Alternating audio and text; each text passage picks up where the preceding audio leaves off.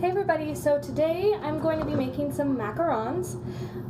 For those of you that don't know, they're a really good French cookie, and you usually make sandwiches out of them. They're delicious. If you have tried them, you already know they have that wonderful marshmallowy flavor to them. If you don't, you need to go try some, or try and make them with me. So I already included a list of things that you'll need, ingredients and tools. So let's get started. Alright, so first we're going to sift some almond flour into a bowl, which I've already done. Then we're going to add some powdered sugar to that. Alright, so I already added the 1 cup of almond flour and I sifted it into this bowl. So next what I'm going to do is I'm going to add the powdered sugar. So on my recipe it says to add 1 3/4 cups of powdered sugar. So that's what I'm going to go ahead and do. And I'm also going to sift that into the almond flour to make sure that it has a nice texture, so it's not chunky or anything like that. So let's open this up. And I'll measure out 1 cup.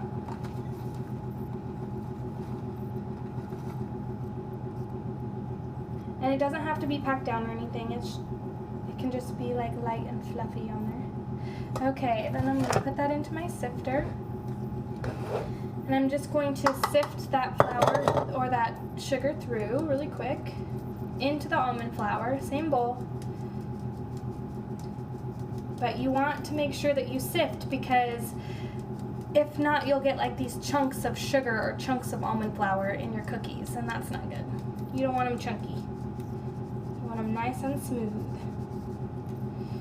So I also use a rubber spatula to kind of help get all that sugar mixed in and make sure that I don't waste any sugar by leaving any chunks in there.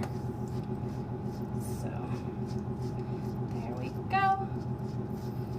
Perfect, perfect, perfect. Oh, it's beautiful. Okay, so then I'm going to add the 3/4 cup. That's 1 cup.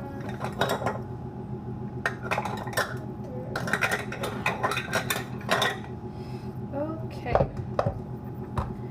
So then add in 3 of these little guys.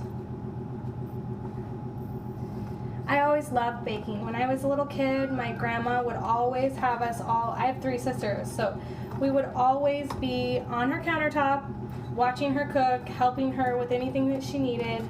I can still remember what her kitchen smelled like. So cooking for me has always been close to my heart. And soon she'll be 90 years old, so she's still kicking, but we don't live close anymore, so I'm trying to keep the tradition alive with my kiddos. Usually they're in here helping me, but they're too loud today, so they're in their room. Alright, so let's sift the rest of this sugar in there. So I've tried this recipe a couple times, and I've burnt all 3 times. I've burnt the cookies. So I'm hoping today that we won't burn them. But they taste amazing. Even burnt, they taste really good. So that's always a good thing. Alright, so we're done sifting the We're done sifting the sugar into the flour. So now I'm just going to kind of stir it all together.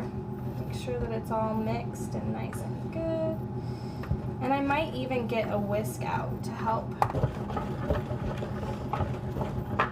Perfect. Okay, so it should just look just like that. Alright, so now we're going to move on to our eggs. So set that bowl aside, and we're going to switch bowls really quickly. And we are going to add 3 egg whites. Now you don't want to add the egg yolk, and if you get any egg yolk in there, you got to start over. So we're just going to do 3 egg whites. And you want to have your eggs at room temperature if you can. It just makes the whipping kind of go faster, and they whip a little bit easier when they're at room temperature. So if you don't know how to separate egg whites, you just crack in half and then slowly kind of, oops, I don't want that, I don't want that to fall in. You don't want your eggshells to fall in, for sure. Okay, so you just crack one side and then you keep one side and you kind of just hold it. You go back and forth and like gently hold that yolk. So, until the egg white falls off. Oops. Alright. So sometimes it can be a little tricky, but you could practice before. It's really easy to kind of get the hang of it. Alright. I'm clumsy. Okay. So now what we're going to do is you're going to grab your electric mixer and you're going to beat them for 2 minutes on low, 2 minutes on medium, and 2 minutes on high. Now, if what you want is you want soft peaks of your egg whites, so I'll definitely show you guys what that looks like when I'm done, but you might need to whip them a little bit longer than the 2 minutes a piece. So I'm going to start on low. Okay, so while you're whipping, you want to make sure that you get your vanilla and your cream of tartar and your regular fine sugar out, okay? Okay, so right before we get to the soft peak stage, which is right here in this camera, we are going to add our cream of tartar.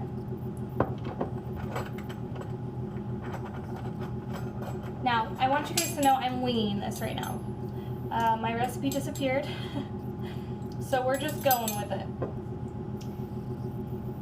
So if this isn't right, feel free to list it in the comments below, but I'm just going with my gut at this point. And usually it steers me in the right direction. So I also want to add in my food coloring. I picked purple because purple is my favorite. So let me grab a knife really quick. So now you want to use quite a bit of food coloring, but you also want to use gel food coloring, not watery food coloring, because if you use water, it'll change the texture of the egg whites, and you don't want to change the texture. You want them light and fluffy and really, really airy, and if you add water to it, it won't be that airy. So we're going to go back up to the top speed. Okay, so now we're going to test our soft peaks. So a soft peak is where you bring it up and it falls over just like that. That's perfect. Woo! Okay, so we're going to go ahead and take our beaters out. And we're done with those for now. And now we're going to add in our flour mixture and our flour and sugar mixture into the egg whites. Now we want to do this all at once, and then what we're going to do is we're going to fold them in. Now folding is where you scrape around the bowl to mix it in, because you don't want to flatten the egg whites because you just worked so hard in putting all the air in them, so you don't want to flatten them out. So it should take about 40 to 50 folds, so you just kind of go around the edge and just keep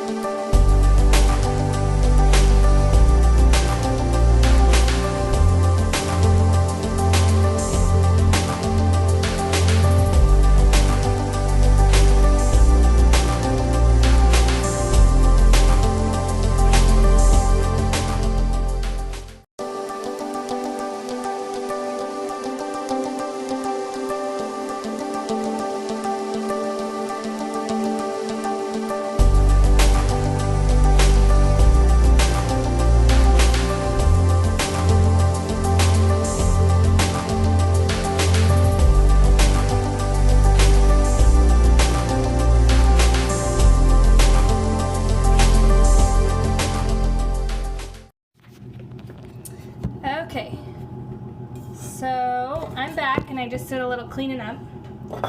So now what we're going to do, we're going to use the same bowl that we used the flour and sugar mixture in for our macarons, and we're just going to start by making some simple buttercream.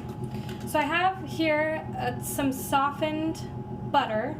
It's salted, it's just simple generic, generic brand butter at the store, but I softened it at room temperature, and so we're going to put that in our bowl.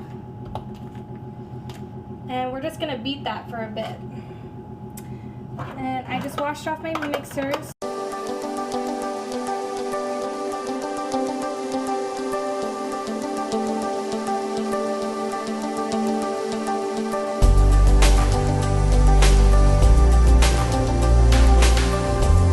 Our butter went from being that really Our butter went from being really yellow to now more of a whitish color. And I'm sorry to say, but I don't measure for frosting. I've made so much that I just kind of dump it in. If you guys do want a recipe for good buttercream frosting, on the back of this confectioner's sugar, they do have a recipe for buttercream frosting, and it's really good. So you guys can go ahead and use that, but I just do it by feel, sight. Alright, so that was about half of a box. I think I'm going to add a little bit more in there. I like a lot of buttercream on my cookies because, yum, who doesn't? And if I'm going to cheat, I might as well do it right? So, I'd say about a whole box, and I've already put in the stick of butter, and now I'm going to just eye some milk in there. Now this is just 2%. I use lactose free because my kids are lactose intolerant, but you can use whatever you want. Just know that if you use like skim milk or something, it's not going to be as flavorful, just like skim milk isn't as flavorful.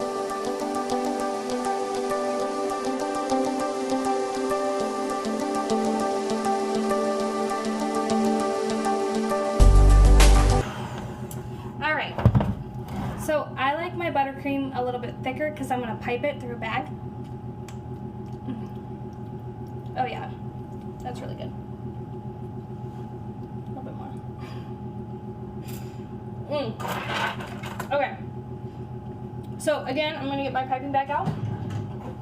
And this one I'm not going to worry about. The other tip, I'm just going to put this little guy in the end of it and cut it off, because I don't want to go through and clean my stuff up because I'm lazy. That's why.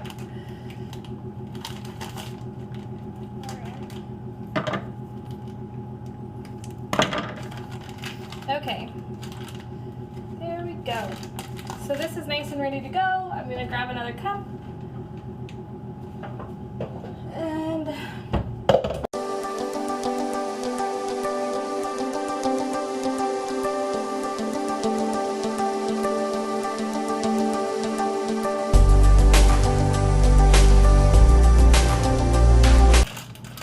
I want to keep it white because I think it'll look cuter with the purple macarons to just have the white in the middle, but if you want to put some color in it, go for it. I mean, sky's the limit with this stuff, huh? So I'm just gonna leave this in my cup until I'm ready for it. So now I'm gonna go ahead and put the macarons in, and they go in, I don't have a confectioner's oven, so they go into my oven at 350 degrees Fahrenheit for about 15 minutes. So I'm going to put them in about 13 and kind of watch them towards the end. I really don't want to burn them this time, so I'm hoping that they'll be okay for 13 minutes. Okay, so I put one, I thought I could fit 2 pans in my oven, but I can't. So I put one in for 13 minutes. We'll see how that one cooks, and if they need a little bit longer, then I'll put the other pan in for 15 minutes. So I'll see you then. Okay, so now that they're out of the oven and cooled, they should sound like this.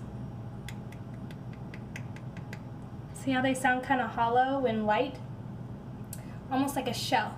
So now I'm going to find, I have a couple wonky ones because I didn't use the stencil, which is fine. But now you want to try and find ones that kind of match the same size, like these two. See how these ones kind of, they're like the same size? So now I'm just going to take my buttercream that I made earlier, and I'm just going to do a little bit of buttercream in the center, just like that. And now I'm going to just sandwich these guys together. And there you have it. There's your macaron. So what I ended up doing is I did the 13 minutes in the oven and they turned out great. So I just put the other tray in. They're cooling now. And now all I have to do is assemble them. And they're going to be so cute. Now these are great for anything. You could do them for baby showers, for birthday parties. They just kind of show a little bit bigger skill set, I guess. So if you want to like impress somebody, you could try and do macarons. But yeah, so that's my tutorial for today and my video. If you guys liked it, that's awesome. Like and subscribe below.